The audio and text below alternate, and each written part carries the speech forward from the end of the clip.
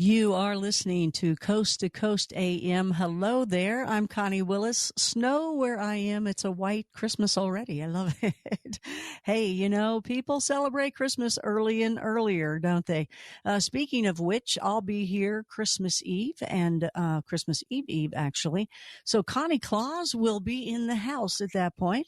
Also New Year's Eve. So I'm looking forward to that. In between all that time, I hope that you guys get to celebrate with your family and friends and have a fun time. I know because there's more and more split up marriages and situations. There's a lot of step families and this kind of thing. And it goes on and then grandkids, and it just continues on to really stretch out further and further. So because of that, people have these celebrations a lot sooner and many more of them. So I hope that you have some great ones, and they're all kind and fun and loving.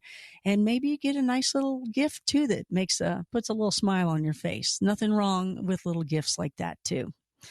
All right. So open lines continue. By the way, I hope that you find me at my website. It's conniewillis.com. And I do shows where I take you on live investigations. Just last week, we were out at the creepy hotspots of Bradshaw Ranch, which you heard a lot about lately because I've been talking to a lot of people about it, wanting to learn about it. And the best way to do it is bring them up here on Coast and tell them, tell us the story. Tell us what it's about. And we learned a lot from Jeremiah Horseman, Alexandra Caldwell. In fact, they hosted me last week when I was out there, and amazing going out to that ranch. They go there so many times a week, and it's so nice to be able to go out with people that know exactly what it's all about. The expert of that area.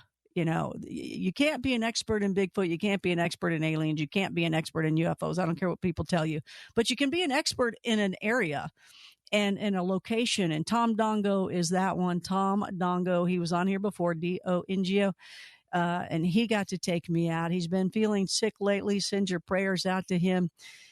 But he was feeling great on the day that he had designated for me. And we went there, and he just reminisced what he and Linda Bradshaw had seen over and over again. And he talked about Bob Bradshaw and all the, his behaviors and his whole deal on it. And the fact that he was the first Marlboro man ever, and that, Elvis was out there, and they shot a lot of Westerns in that area too.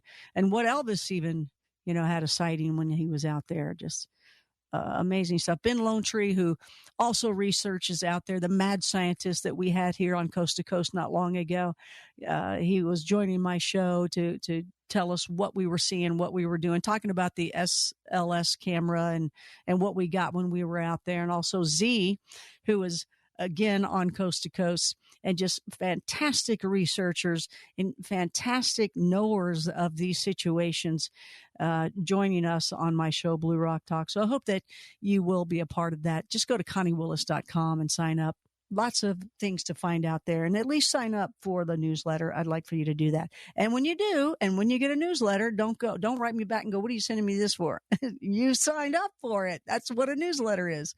Anyway, let's go to the phones because open lines is happening, and let's see if I can help you out with what you're talking about. Let's go to wildcard line number 4, Nicole from Portland, Oregon. Hey there, Nicole. Welcome to Coast AM. Hi, Connie. Good to talk to you. Hey. You too. I was listening to what you guys were talking about, and one thing is, I don't like to refer to them as extraterrestrials. I refer to them personally as other terrestrials, because the way I feel about it is, I've seen a ball of fire go down into the ocean, and there's underground bases. I just feel like they've been here before us, and they're here amongst us, and they're not extra so much as they're other. I mean, they may have come originally from somewhere else, but I feel like they live amongst us, underwater, underground. And, one lady was talking about Dulce, New Mexico. They have an underground base in Archuleta Mesa. And I guess the further down you go, the weirder it gets. And supposedly we're working side by side with other terrestrials, on the lowest level. And also, I saw a clip of the former Minister of Defense of Canada talking about how the U.S. government works with several races of other terrestrials. So, well, I was just going to see what your take on that is. No, I think that's interesting that you say that. It's like they're not extraterrestrial, as in maybe extra from outside of all of us. You're saying, hey, they're just other terrestrials. Right. Is that right? Yeah. Yeah. Yeah. I had a friend he was, it's like careful what you wish for. It's not because are you going to get it? It's will you want it when you get it? He had said he wanted to see a UFO, and sure enough, in the next couple of weeks, he saw a light in the sky that got bigger and bigger, and then he had his son filming it, and I watched him. He goes outside to look at it, kind of like fire in the sky or something, and the thing came real close to him, like a house away. And I watched the video of it as it just morphed into, like, it looked like a World War II bomber plane, but it had the flashing light like a plane. So it went from total UFO to something that we would identify as being a plane right there in the video. And I got to have him send that to you guys. It's really fascinating video. So it started out looking like a UFO, but then it looked like a plane? It totally looked like a UFO. It was just a bright light, and it was bobbing around doing weird movements. And then it came closer. It came like a block away. And then the next thing I know, he's going outside, and it's a house away, and he's looking up at it, and it just all of a sudden starts blinking like a plane, and it looked like a World War II plane. Isn't that like interesting? A Red Baron. It's funny that because you can probably relate to this. I always like to tell people, okay, let's just say we have a camera and we can get a shot of an alien right in front of us, or we can and we only have one thing to shoot. Okay, we got one thing to shoot, and it could be that alien, shoot the video of the alien, or we can take a look and shoot the face of someone that doesn't believe any of this, a skeptic, and we can shoot their face seeing that alien for the first time in their life. So if you had a video camera, would you shoot the alien, the video of the alien, or would you shoot the video of the face of that skeptic seeing that alien for the first time? Yeah, no, that's funny. I'm not sure because, you shoot the alien, then you have all kinds of skeptics going, well, is this a real video or is this something you doctored up, Right. But, yeah. But getting that shot of that skeptic. More likely the person, because the look would just be priceless. Priceless. Absolutely. Thanks so much for your phone call. Absolutely. It would be absolutely priceless because I've seen people that are total skeptics and they see something and it's just like when a cat just goes and jumps up on the ceiling. I've literally seen people's entire bodies freak out. And I guess they fight it so much. Maybe those are the ones they fight it so much that it just does not compute totally. Now, it doesn't compute to me either when I see it, but I'm just more prepared for it because I've seen stuff. So I can kind of keep my composure maybe a little better. I'm still like, and my body still says, does not compute. Your mind will literally look for the files in your mind to say, what is that? What is it? What is it? I can't find it. Can't find it. Can't find it. And you will feel your mind looking for the answer of what that is. So to see that with a skeptic or non-believer, it's just absolutely hilarious and totally priceless. Because if I don't get the video of the alien, it's okay. It's okay. I saw it. That's enough for me. Not here to convince you. Just tell you what I know and what I see and want to know what you've known and what you see. So let's go back to the lines and talk to Blair, wildcard line number 2 out of Phoenix. Doing a lot of Arizona folk tonight. Hey there, Blair, you're on the air. Welcome. Thanks, Connie, for having Melinda Leslie on tonight. Yeah. I'd like to comment on her abuse of power statement after I share my Sedona UFO sighting. Wish she was here for it to answer back for you. Doggone it. Well, it was with author Tom Dongo and filmmaker David Sarita. And it was the size of an aircraft carrier. I should know, I'm a Navy veteran. And it was seen off of Forest Service Road 525. I'm sure Melinda knows what I'm talking about, Sycamore Canyon Road. This is back in November of 2006. And we were looking, there was 5 of us there, David and his wife-to-be and our friend Jim Law. Unfortunately, both David's wife and Jim have passed away since 2006. We were looking at the northwest at Sycamore Canyon, and we saw this huge crescent-shaped, moon-shaped, green, luminous UFO come out of the north at about a 30-degree angle, and it was rapidly and silently careening into Sycamore Canyon. Honey, no sound, but there was cloud cover on the west that was coming in, and so the whole western horizon brightened up the whole field into a white, greenish-white color. Whole clouds just lit up. And then we were talking about this, and then David heard the sound of helicopter, thumping blades, what he called a massive Black Hawk helicopter, and it seemed to be coming from the Bear Mountain location, which was due northeast of us. So we had a little thought right there, powwow. I know Tom and I talked about this years later. It looked like it could have been a hologram test. It was nothing but a hologram. Oh. The size of an aircraft carrier because of no sound, okay? Now, this gets into what she talked about, the abuse of power statement, and I have my own little opinion, and I think she talked about this. Here's a question to you. I wrote a little paragraph of what I believe. What do you do with billions of tax dollars in the name of national security? Underground bunkers and bases rank high, and since the Air Force is not an original part of the United States Constitution, restrictions are not applicable, and unaccountable private interests are allowed in.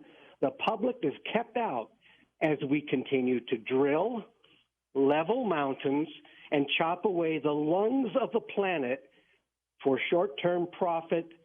All the while, zero-point energy stands ready. Did you write that?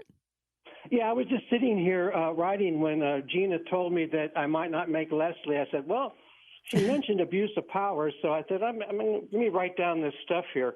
So there you go.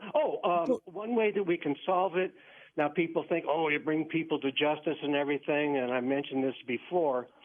It's just basically a simple one, but I think it's the biggest challenge of all, and that comes from Matthew 18:22, when Jesus said, forgive up to 490 times. And if you think about that, you forgive, you're releasing your own burdens you're giving for. That's right. That's right. That's a big challenge, though, don't you think, Connie? I got to ask you this, if you don't mind. What do you do for a living? What's your background? You always have interesting thoughts and say interesting things. Well, I got on with Tom Dongo, and I shared with you I was a Jeep tour and Vortex tour guide in Sedona for 20 years, right. And then I retired and I moved to Phoenix. Okay, that's it. But you're highly educated in so many areas too. I love when you call in. So thanks so much, Blair. I appreciate it. You have a good night. He's always got something interesting to say, very positive and bright. And interestingly enough, being out there in Sedona too, as you're going to the locations that you want to go to, there's all those Jeep tours going by you constantly, and people just sitting in the back smiling away, getting, learning the information that they went there to go for. Without a doubt, that's where you want to be, to learn those things and to see stuff, because you will. Let's go to wildcard line number 1, talk to Gary out of, is that Anza, California, Gary? Yes, that's Anza, California, ANZA, correct. I like that. What is that, northern or southern? Oh, that's right near Palm Springs and nice. And yeah, near that area. That's all you got to say. Very nice. We have a casino hotel called the Cohia Casino Hotel. Nice. And so it's popping here, and it's a lot of UFO activity here. Oh, okay. Yes, quite a bit. We had some recent articles, and we see them here almost every night, even a lot of those fast walkers, too. Really? Mm-hmm. So what's going on in that area? Is there a reason for that, you think? Oh, yeah. We've actually witnessed one. It was like a clamshell type of UFO on the back of our property. Here we have about 8 to 12 acres, roughly, and one spot overlooks the whole valley, like Inspiration Point. It's beautiful. We started up a website for that. It's lookresorts.com. What is it called? Look Resorts? Lookresorts.com. We're trying to do a self-sustaining type of eco-development project here. So we can completely be off-grid, vertical farming, make water from the air, on our own power, atmospheric water generation. You could buy atmospheric water generators that fill 5-gallon jugs all day long, so you don't have to carry water. Go to the water store. And, and you can use it as a solar pump to make water. They want to say they want to make water the next oil crisis. And I say it's an absolute moronic case because we live on a freaking water planet. Yes. It's always been about drought, not just, it's always been about distribution, not drought. And so atmospheric water generation is the solve for that. Oh, I wanted to also get off the abuse of power.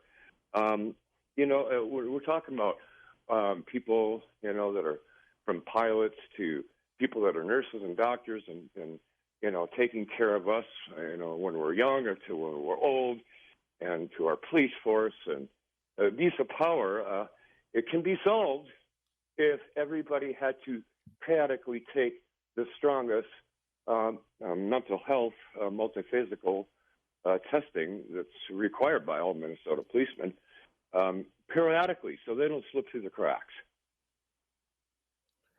Well, okay. Look, LOOK resorts? Yes, plural. Is that right?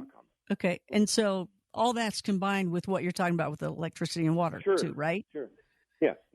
Dude, I got to check that out. It sounds cool. Sure. Getting back to our guest, Melinda Leslie. Yes. It's been well over a decade since we last met. It was at the ICEAM conference in Boulder, Colorado. I was there as a vendor. I was doing a detox foot bath and I had presentations that I was giving out, and we were there to meet Lindsay Wagner, the bionic woman. What a wonderful kindred spirit.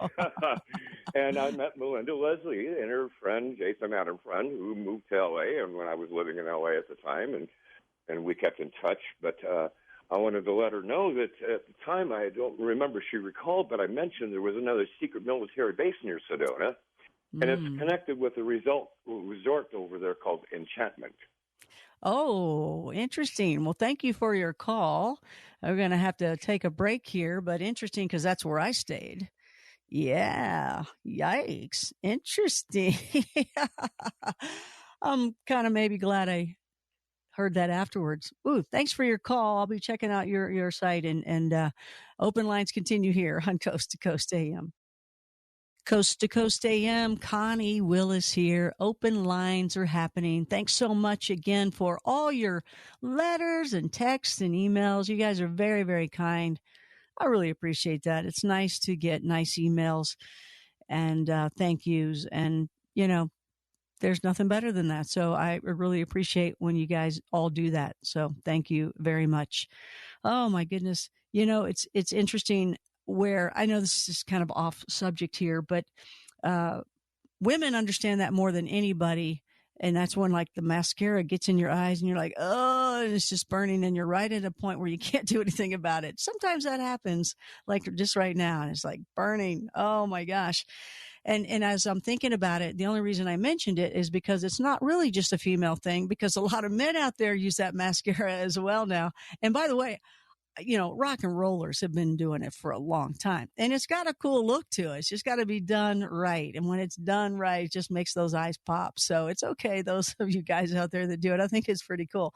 It really makes your eyes pop. And again, rock and roller's been doing that for a long, long time. So anyway, just something that's going on right now.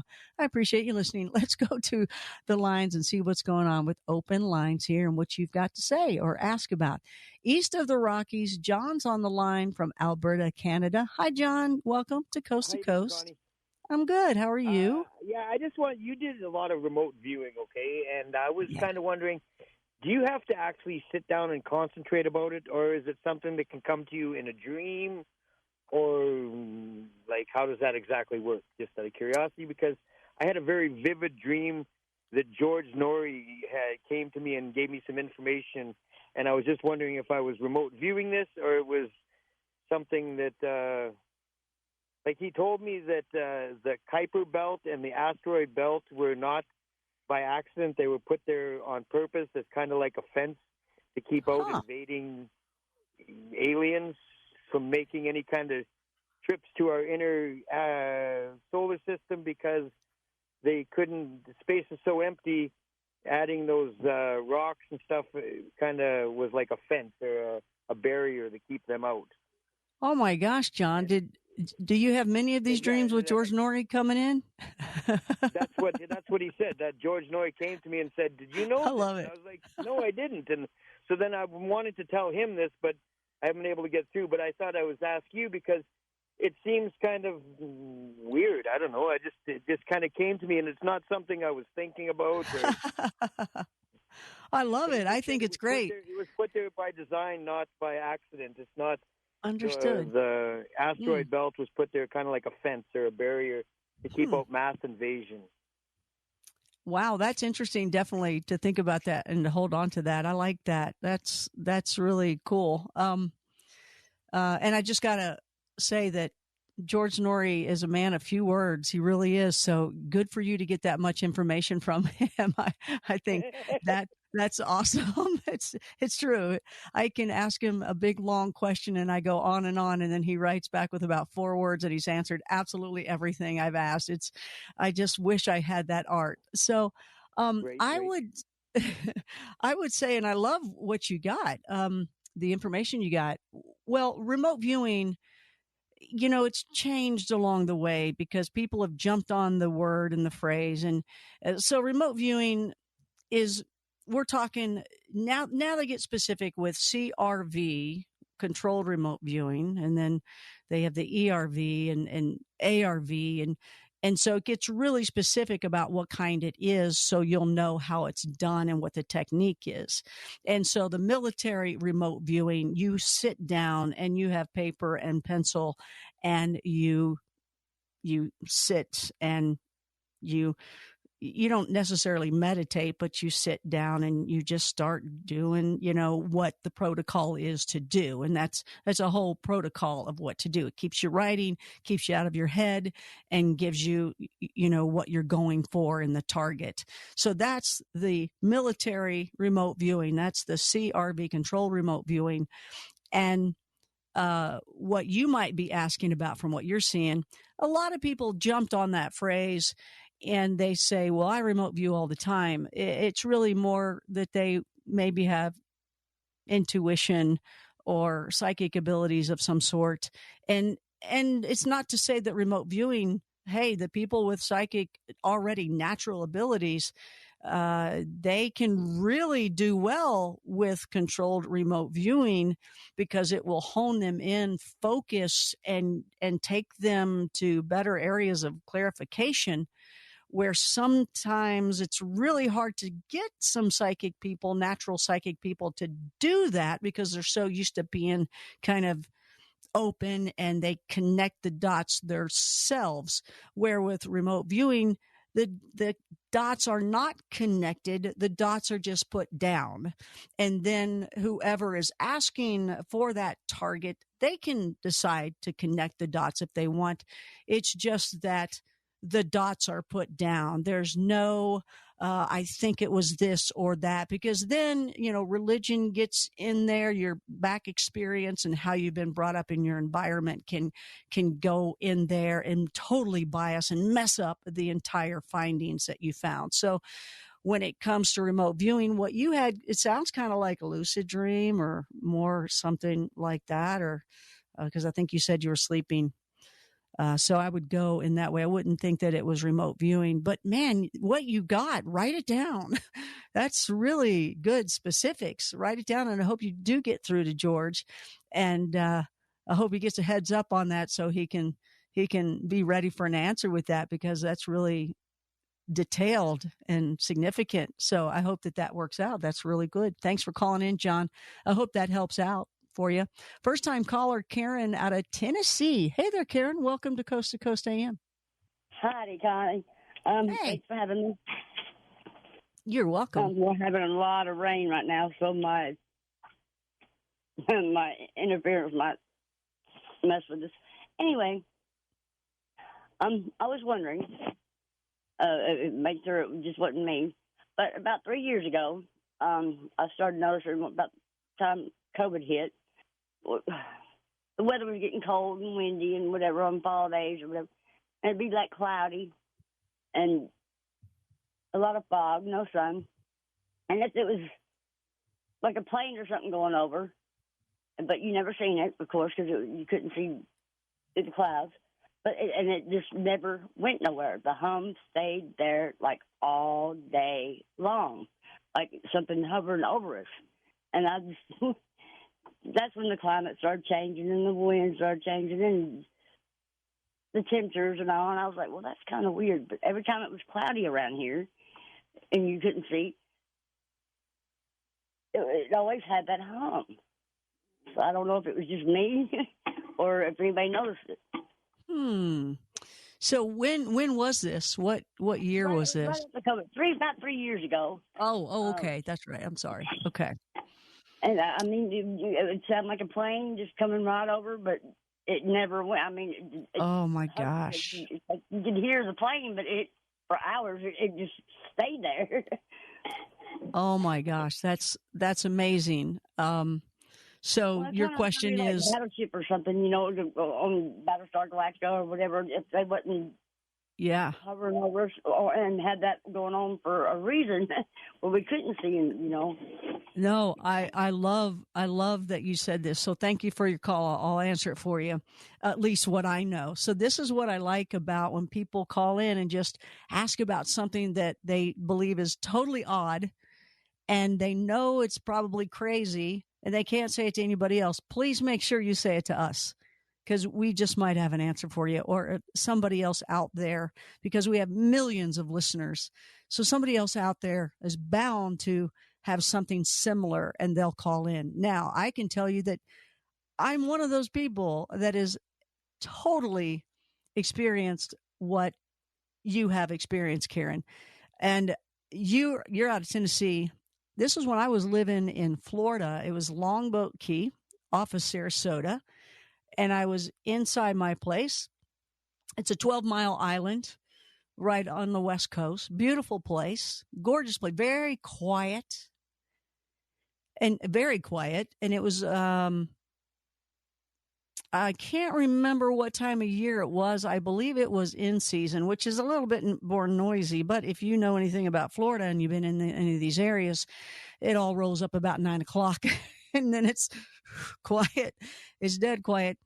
And I was sitting in, I guess, just watching TV, and I'm hearing a plane go by. And the interesting thing about Longboat Key is, and I think it's still this way, but the people are cool enough to say, hey, because the international airport is just kind of across the bay there. And they say, hey, do not fly any planes over our key. And they have enough pull and maybe moolah to make that happen, to where the planes don't go over that key, that island, Longboat.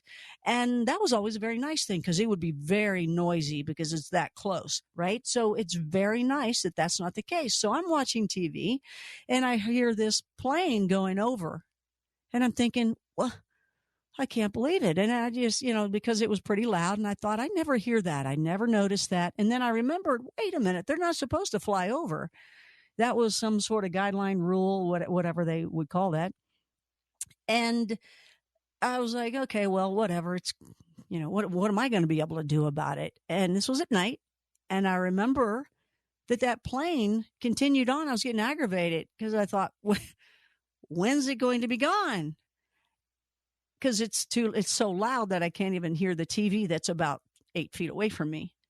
And so I finally, because it was so long that plane just hung out there and didn't fly over, I thought, there's something not right here. I go outside and it's just completely empty, pretty normal in Florida, especially around, any time after 9. And it was just really still and quiet outside, dark, always feel safe. And I looked up and I didn't see anything. And the sound continued to sound like a big jet going over. You know that sound. Imagine hearing that sound and it never ending. That's exactly what she described, right? That's exactly what Karen just described. That's exactly what I heard.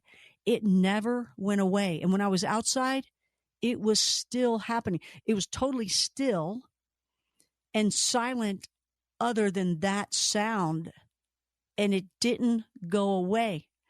Throughout the rest of that week, I mean, I looked around to see if any lights were on, if anybody else was up. And it's not to my surprise that there weren't any other lights on. It's just the way it is there. But it's just the way it is there. But it was within the next couple of days that I would go outside because I just thought that was the most amazing thing. And no one else said anything about it. Nobody said a word. No one mentioned it. It wasn't in any paper. It wasn't heard anywhere else. And no one else brought anything up like it. The next nights, I heard what sounded like bulldozers moving dirt. Huge bulldozers up in the sky, like 3 or 4. And I kid you not, my impression was God is creating something new. It was just like bulldozers were pushing dirt and maneuvering them around, and there was nothing to be seen. And there were no clouds either. So I've heard other people saying the same thing, and I found that interesting. And thank you so much for that phone call, because that is absolutely amazing. International line, let's talk to Carl real quick. I think it's Carl or Carrie 1, let's see, from Canada. Yeah. Hey there, welcome to, is it Carl? Hey, Carl, how are you? Yeah, God bless you, Connie. Thank you. I wanted to talk. I was listening. They had Dr. Shelley Kerr on last night. I just wanted to say you got to be careful, female goddess. You had to get Michael to help out. You had the Prince of Persia. It's in the Book of Daniel, and there was a Star Trek episode too. There was an entity on a planet couldn't get off, and the Vulcan was trying to get them off, and they had to get the new generation start. I believe it was a new Star Trek generation episode. So I just want to say you got to be careful. She was talking about a female goddess.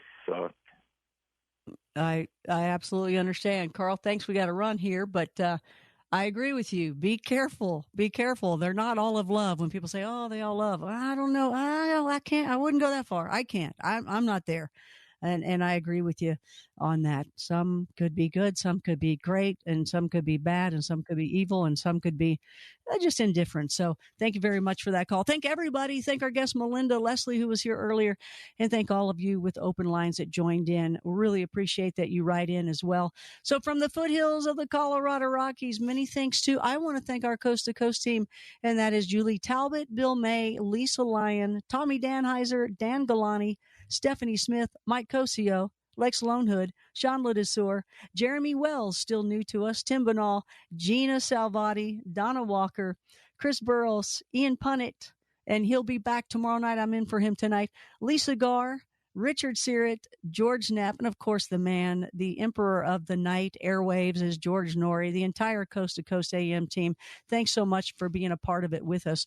So until we meet again, which will be like Christmas Eve and Christmas Eve and New Year's Eve. So Connie Claus will be back. Keep watching the night skies and continue with me to seek out the strange and uncover the unknown. Check me out at conniewillis.com to learn more about me. For Coast to Coast AM, I'm Connie Willis. Have a great night.